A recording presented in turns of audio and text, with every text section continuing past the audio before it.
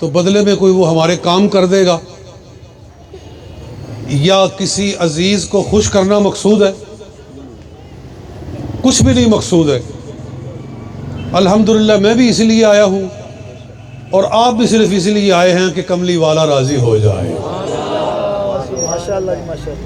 سرکار دو عالم راضی ہو جائیں، صلی اللہ علیہ وآلہ وسلم، سرکار راضی ہو جائیں، اور آقا خوش ہو گئے تو بیڑا پار ہو گیا۔ صحیح ہے؟ سرکار خوش ہو گئے تو بیڑا پار ہو گیا۔ اچھا، اس چیز سے ایک بات یاد آ گئی کہ حضور خوش ہو گئے تو بیڑا پار ہو گیا۔ حضور کس چیز سے خوش ہوتے ہیں؟ جی، سرکار مدینہ کس چیز سے خوش ہوتے ہیں؟ تو آقا نے خود فرما دیا ہے۔ ایک تبلیغ کی بات ہو جائے، سرکار نے فرمایا جعلت قرۃ عینی فی الصلاۃ، میری آنکھوں کی ٹھنڈک نماز میں رکھی گئی ہے، میری آنکھوں کی ٹھنڈک نماز میں رکھی گئی ہے۔ The cool of my eyes is in prayer، میری آنکھوں کی ٹھنڈک نماز میں ہے۔ اس کا مطلب یہ ہے کہ جو مجھے خوش کرنا چاہتا ہے وہ نماز کی پابندی کرے۔ ساری رات اگر ہم میلاد شریف کی محفل کریں اور صبح اٹھ کے نماز فجر بھی ادا نہ کریں، اور ہم نے عشاء بھی نہیں پڑھی ہوئی، اگر بغیر عشاء پڑھ کے آ گئے اور جا کے سو گئے اور اٹھ کے فجر بھی نہیں پڑھنی، تو مجھے بتائیے کملی والے آقا راضی ہیں؟ مجھے بتاؤ نا، سرکار دو عالم خوش نہیں ہے، سرکار ناراض ہے۔ بولو آقا ناراض ہے، اور جس سے آقا ناراض ہے، اوہو، جس سے میرے مصطفیٰ ناراض ہیں، اس سے تو رب بھی ناراض ہے، اس سے رب بھی ناراض ہے۔ لہذا اگر آپ اپنے نبی کو خوش کرنا چاہتے ہیں، اگر آپ رسول پاک کو خوش کرنا چاہتے ہیں، تو پھر آپ یہ عہد کریں کہ ہم نماز کی پابندی کریں گے انشاءاللہ۔ بلند آواز سے کہیں، ہم نماز کی کچھ بول رہے ہیں اور کچھ نہیں بول رہے ہیں، کیا وجہ ہے؟ جی، سب کو کہنا چاہیے، اتنی زور سے کہیں کہ ہم نماز کی پابندی کریں گے شیطان بے ایمان کا کلیجہ پھٹ جائے، شیطان کا کلیجہ پھٹ جائے، رحمان خوش ہو جائے اور رحمان کا محبوب خوش ہو جائے۔ ہم نماز کی، بولو، نماز کی پابندی کریں گے انشاءاللہ العزیز۔ اللہ تعالیٰ سب کو نماز کی پابندی کی توفیق عطا فرمائے۔ میرے دوستو، میں نے جو آیہ مبارکہ پڑھی ہے، اس میں اللہ تعالیٰ نے بتایا ہے کہ جب حضرت ابراہیم علیہ السلام اور ان کے صاحبزادے حضرت اسماعیل علیہ السلام دونوں مل کر کعبہ شریف کی تعمیر کر رہے تھے، کیا بنا رہے تھے؟ کعبۃ اللہ بلڈ کر رہے تھے، کعبہ شریف بنا رہے تھے، تو انہوں نے کعبہ بنا کر دعا کیا کی تھی؟ اللہ کا گھر بنایا جا رہا ہے۔ کیا بنایا جا رہا ہے؟ اللہ کا گھر بنایا جا رہا ہے، اور اللہ تعالیٰ اس کا واقعہ بیان فرما رہا ہے کہ جب اللہ کا گھر بنا تو کیسے بنا تھا۔ اللہ فرما رہا ہے کہ مستری تھا ابراہیم خلیل اللہ، مستری، بلڈر کون؟ حضرت ابراہیم خلیل اللہ، اور مزدور تھا اسماعیل ذبیح اللہ۔ یہاں ایک بڑی خوبصورت بات ہے کہ دونوں پیغمبر، باپ بیٹا دونوں پیغمبر، اور قوم موجود ہے، قوم بنی جرہم موجود ہیں۔ وہ اشارہ کرتے آئیے تشریف آئیے. یہ میرے امام آ گئے کیونکہ میں ساری نمازیں ان کے پیچھے پڑھتا ہوں. ہاں چونکہ میرا گھر ان کے مسجد کے بالکل کا پاس ہے, سامنے بھی گھر ہے ایک, تو اللہ نے توفیق دی ہے کہ میں نماز ان کے پیچھے ادا کرتا ہوں. تو بات ہو رہی ہے کعبہ شریف کی کہ کعبہ شریف بنانے والے تھے حضرت ابراہیم علیہ السلام اور اسماعیل علیہ السلام. نقطے کی بات یہ ذہن میں آئی کہ حکم دیتے تو قوم کعبہ شریف بنا دیتی, قوم کعبہ بنا دیتی, لیکن حضرت ابراہیم اور اسماعیل علیہ السلام دونوں اپنے ہاتھوں سے کعبہ بنا رہے ہیں, اپنے ہاتھوں سے کعبہ بنا رہے ہیں. گویا اس میں یہ ہمارے لیے یہ سبق ہے علماء کے لیے, مشائخ کے لیے, کہ وہ باس بن کے صرف بیٹھنا ہی اپنے لیے پسند نہ کریں, بلکہ رب کا گھر بن رہا ہو تو خود مستری بن کر شامل ہو جائے. نعرہ تکبیر, نعرہ رسالت, نعرہ رسالت, شان مصطفیٰ, شان مصطفیٰ, علماء اہل سنت خود مزدور بن کے شامل ہو جائے. یہ نہیں کہ ان کے مرید تو کام کر کر کے بیچاروں کا کچومر نکل گیا ہے جی, اور شاگردوں کا کام کر کر کے ان کی کمر دوری ہو گئی ہے, اور جو استاد جی ہیں اور پیر صاحب ہیں ان کی قمیض کی شکن بھی نہیں ٹوٹی ہے, ان کا تو ایک ذرہ غبار کا بھی ان کے اوپر نہیں لگا ہے. تو اس کا مطلب ہے کہ پھر وہ اپنے آپ کو شاید پیغمبروں سے اونچی شاید سمجھتے. ارے جب دین کا کام ہو رہا ہو تو پیر کو سب سے پہلے اس کے اندر چھلانگ لگانی چاہیے. یہی پیغمبروں کا طریقہ ہے. جب خندق کھودی جا رہی تھی جی, یاد ہے نا آپ کو, سنتے ہیں کہ نہیں علماء کرام سے, صحابہ کرام آئے کہنے لگے یا رسول اللہ صلی اللہ علیہ وآلہ وسلم. انہوں نے اپنے پیٹ سے کپڑا اٹھایا کہ بھوک کی وجہ سے ہم نے اپنے پیٹ کے اوپر پتھر باندھے ہوئے ہیں یا رسول اللہ, بھوک بہت لگ گئی ہے, بھوک بڑی ہے. مگر قربان جائیں صحابہ کرام کی محبت پر, بھوکے ہیں, سردی ہے, شدید سردی ہے, لیکن رسول پاک کے حکم پر دن رات لگے ہوئے ہیں, پیچھے نہیں ہٹتے.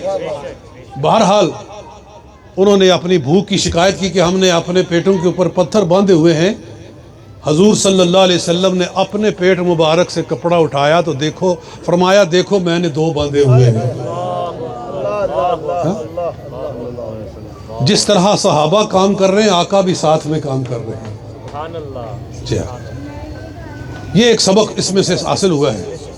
تو میں اپنے موضوع کی طرف آتا ہوں کہ ابراہیم علیہ السلام اور اسماعیل علیہ السلام دونوں مل کر اللہ کا گھر بنا رہے ہیں, اور خدا تعالی اس واقعہ کو بیان فرماتا ہے. اور آپ سے گزارش ہے, آپ کو بہت زیادہ کافی اصرار کیا قبلہ نے اس میں گرامی طاہر عباس صاحب نے. میں بھی گزارش کرتا ہوں کہ قرآن سن کر یہ قرآن کا احترام ہے کہ کہیں سبحان اللہ. قرآن سن کے سبحان اللہ, نعت شریف سن کے سبحان اللہ ہم کہتے ہیں, لیکن جو میں پڑھ رہا ہوں یہ وہ نعت ہے جو اللہ نے نازل فرمائی. جی. تو رب العالمین نے ارشاد فرمایا ہے, اللہ تعالیٰ ارشاد فرماتا ہے ربنا وابعث فیہم رسولا منہم یتلو علیہم آیاتکا ویعلمہم الکتاب والحکمت ویزکیہم انکا انت العزیز الحکیم. سبحان اللہ کی چھل آنی چاہیے تھی, سبحان اللہ کی پکار آنی چاہیے تھی. دونوں باپ بیٹا دعا کر رہے ہیں، ربنا وبعث فیہم رسولا، یا اللہ یہاں شان والا رسول بھیج دے، یتلو علیہم آیاتک، جو لوگوں کو تیرا قرآن پڑھ کر سنائے گا، وَيُعَلِّمُهُمُ الْكِتَابَ، ان کو کتاب سکھائے گا، وَالْحِکْمَةَ، حکمت سکھائے گا، وَيُزَكِّيهِمْ، اور ان کے دلوں کو اور ان کی روحوں کو پاک کر دے گا، ان کے جسموں کو پاک کر دے گا۔ گویا میں یہ اس طرح بیان کرتا ہوں کہ جو مستری بنا ہے اس کا نام ہے ابراہیم خلیل اللہ، مستری کا نام ہے ابراہیم خلیل اللہ، جو مزدور ہے اس کا نام ہے اسماعیل ذبیح اللہ، جو گھر بن رہا ہے اس کا نام ہے بیت اللہ۔ نعرہ تکبیر، نعرہ رسالت، نعرہ رسالت، یار تاجدار ختم نبوت، زندہ باد۔ مستری خلیل اللہ، مزدور بولو بھائی ذبیح اللہ، اور جو گھر بن رہا ہے اس کا نام ہے بیت اللہ۔ تو دعا یہ کر رہے ہیں، یا اللہ اگر تو چاہتا ہے کہ تیرا بیت اللہ قیامت تک آباد رہے تو بھیج دے یہاں رسول اللہ۔ نعرہ تکبیر، نعرہ رسالت، عظمت و شان مصطفیٰ، آمد مصطفیٰ، سرکار کی آمد، مرحبا دلدار کی آمد، مرحبا مکی کی آمد، مرحبا۔ آمد مصطفیٰ، علماء اہل سنت، زندہ باد۔ ماشاءاللہ ماشاءاللہ۔ یہاں سے ایک بات حاصل ہوتی ہے، ابراہیم علیہ السلام نے اور اسماعیل علیہ السلام نے دونوں نے دعا کی، اور وہ دعا کتنے سالوں بعد قبول ہوئی؟ 4000 سال کے بعد۔ جی ابراہیم علیہ السلام کے زمانے سے لے کر رسول پاک صلی اللہ علیہ وسلم تک درمیان میں کتنا فاصلہ ہے؟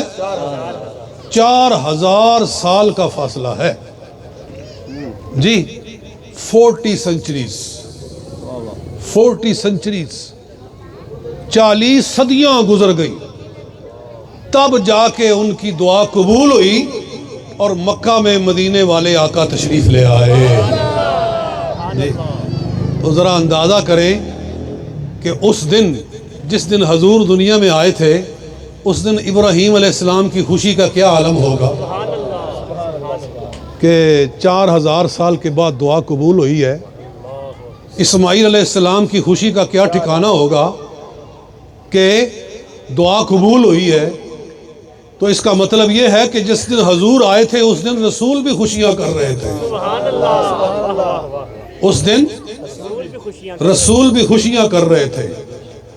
تو جب انبیاء خوشیاں کر رہے تھے تو کیا خیال ہے ہم غلاموں کو بھی خوشی کرنی چاہیے کہ نہیں کرنی چاہیے؟ اللہ تعالیٰ سب کو توفیق عطا فرمائے۔ اور میں ایک جگہ بیان کر رہا تھا، بڑی خوبصورت بات ذہن میں آئی، میں نے بیان کر دی۔ ابراہیم علیہ السلام یہاں حضرت ہاجرہ کو اور حضرت اسماعیل کو بٹھا کے چلے گئے تھے نا، آپ کو یاد ہے؟ تو اللہ نے امتحان لینا تھا، اللہ نے ایک عرصے تک ملاقات کی اجازت نہ دی، بڑے عرصے کے بعد فرمایا جاؤ ایک مرتبہ اپنے بیٹے کو دیکھاؤ، اور اتنی دیر میں بیٹا جوان بھی ہو گیا ہے، بیٹے کی شادی بھی ہو گئی ہے، بیٹی کی بیوی بھی ہے، اور حکم یہ تھا کہ زمین پہ نہیں اترنا ہے، ملاقات ہو جائے تو ہو جائے، نہ ہو جائے تو کھڑے کھڑے واپس آ جانا ہے، کھڑے کھڑے واپس فلسطین۔ ابراہیم علیہ السلام تشریف لائے تو ادھر پتہ چلا، پوچھا یہاں اسماعیل کا گھر کون سا ہے، بتایا گیا یہ گھر ہے۔ تو اندر سے ایک عورت نکلی، کہا کہ میں اسماعیل سے ملنا چاہتا ہوں۔ تو کہنے لگی وہ نہیں ہے گھر میں نہیں ہے۔ تو کہا کہ جب وہ آئے نا تو اسے اتنا کہہ دینا کہ گھر کی دہلیز بدل لے، اسے کہنا کہ گھر کی دہلیز گھر کے دروازے کی دہلیز بدل لے۔ تو جب شام کو اسماعیل علیہ السلام واپس آئے نا، جنگل میں شکار کرنے کے لیے گئے تھے، تو لمبے لمبے سانس لیتے ہیں۔ فرمایا آج کوئی یہاں آیا تو نہیں تھا؟ بیوی سے کہا آج کوئی یہاں آیا تو نہیں تھا؟ اور یہ میں ساری حدیث جو ہے نا یہ بخاری شریف سے نقل کر رہا ہوں۔ بخاری کتاب و احادیث الانبیاء، بخاری کی جو لمبی حدیثیں ہیں نا، بخاری کے اندر کچھ بڑی لمبی حدیثیں ہیں۔ So this is the one of them، یہ ان میں سے ایک لمبی حدیث ہے۔ جی ہاں، تو اس حدیث میں یہ ہے کہ کوئی آیا تو نہیں تھا، کہاں کہ ایک بوڑھا آدمی آیا تھا، بوڑھا آدمی بڑا اس نے روکھا نام لیا، وہ آیا تھا، پوچھتا تھا اسماعیل ہے کہ نہیں؟ کہا کہ میں نے کہا کہ نہیں ہے، تو وہ بڑی عجیب بات کر کے گیا، میری تو سمجھ میں نہیں آئی کہ گھر کی دہلیز کو بدل لے۔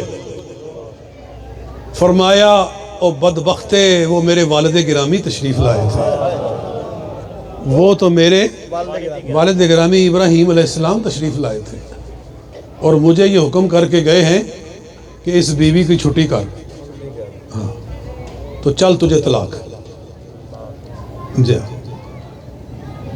طلاق دے دی۔ اور ایک زمانہ گزرا، پھر اللہ نے اجازت دی کہ جاؤ مل کے آؤ۔ حکم وہی تھا کہ زمین پہ نہیں اترنا ہے، کھڑے کھڑے آ جانا ہے، ہو جائے ملاقات تو ہو جائے، نہ ہو تو نہ ہو۔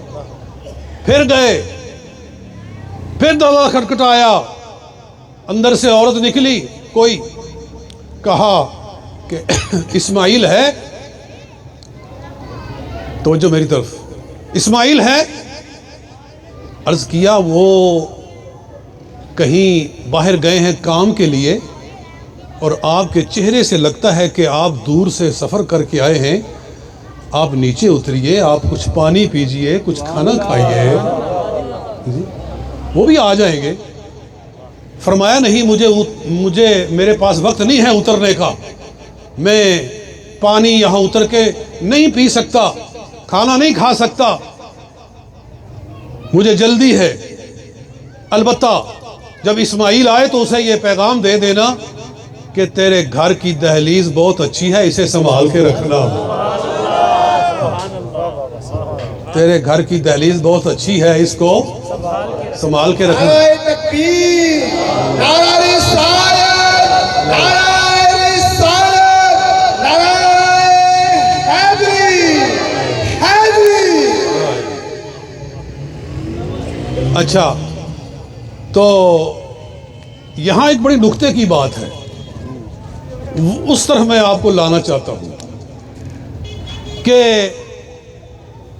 ایسا کیوں کیا گیا کہ ابراہیم علیہ السلام کو فلسطین سے بھیجا گیا کہ جاؤ، جا کر اسماعیل کو کہو کہ اپنی بیوی کو طلاق دے۔ طلاق دلوائی گئی، دوسری بیوی سے شادی ہوئی، پھر حکم ہوا کہ اس کو سنبھال کے رکھ۔ ایسا کیوں ہوا؟ What's the reason behind?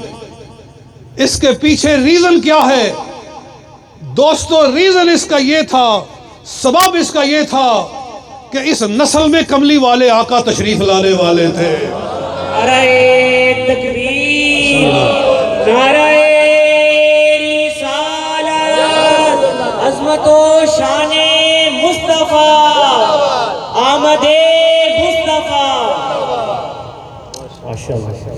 اس نسل میں اللہ کا رسول آنے والا تھا۔ اللہ کو پسند نہ آیا کہ اس کے محبوب کی ساری اصل میں، ان کی ساری اصل میں، ایک ہوتا ہے اصل، ایک ہوتی ہے نسل۔ جو اوپر جاتی ہے وہ اصل ہوتی ہے، جو نیچے جاتی ہے وہ نسل ہوتی ہے۔ اللہ کو پسند نہ آیا کہ میرے محبوب کی ساری اصل میں کوئی بدخلق آدمی شامل ہو جائے، کوئی۔ آپ کی توجہ میری طرف رہنی چاہیے۔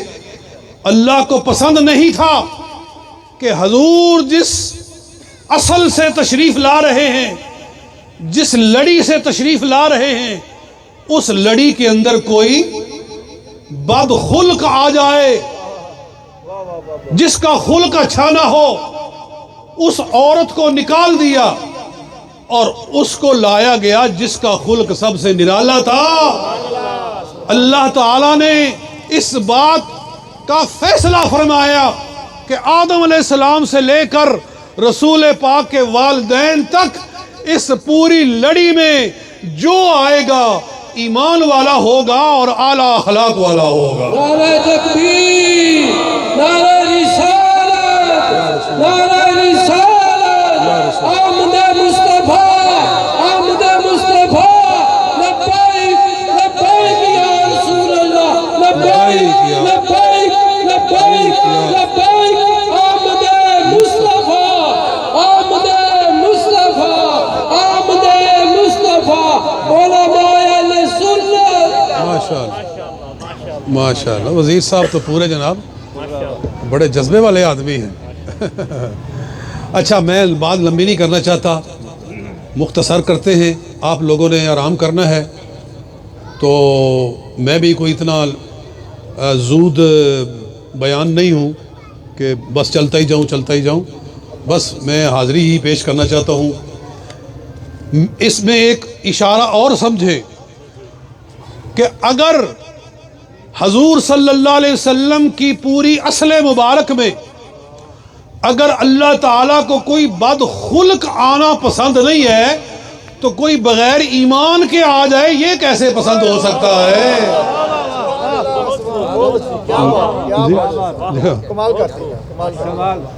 بد خلق رہے گا تو مسلمان تو کم از کم ہوگا نا جی۔ جب اللہ تعالیٰ کو اس پوری لڑی کے اندر بد خلق آئے یہ گوارا نہیں ہے، یہ پسند نہیں ہے، تو کوئی کافر اس لڑی کے اندر کیسے شامل ہو سکتا ہے؟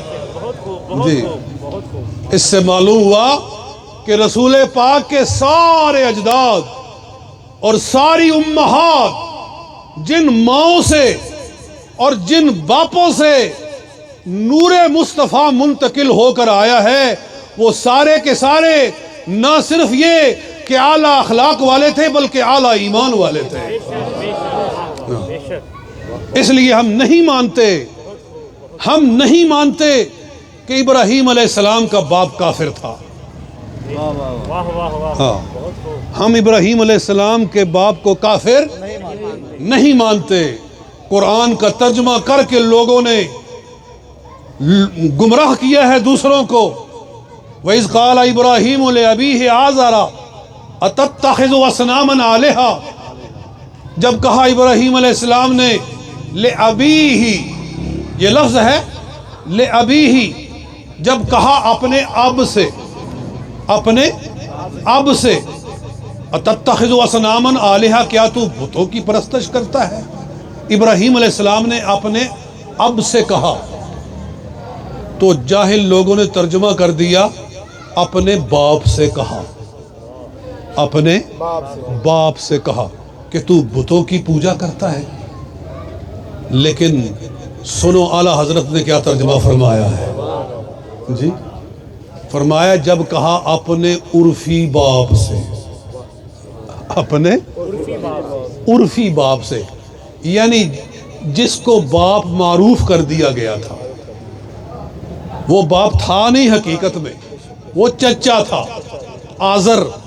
آزر جو تھا وہ ابراہیم علیہ السلام کا باپ نہیں تھا بلکہ چچا تھا، لیکن چونکہ پالا اس نے تھا، چچے نے پالا تھا، باپ بچپن میں فوت ہو گیا تھا، چچے نے پالا تھا، اس لیے اس کو باپ ہی کہہ دیا گیا، اس کو صرف باپ کہہ دیا گیا ہے، وگرنہ وہ باپ تھا نہیں۔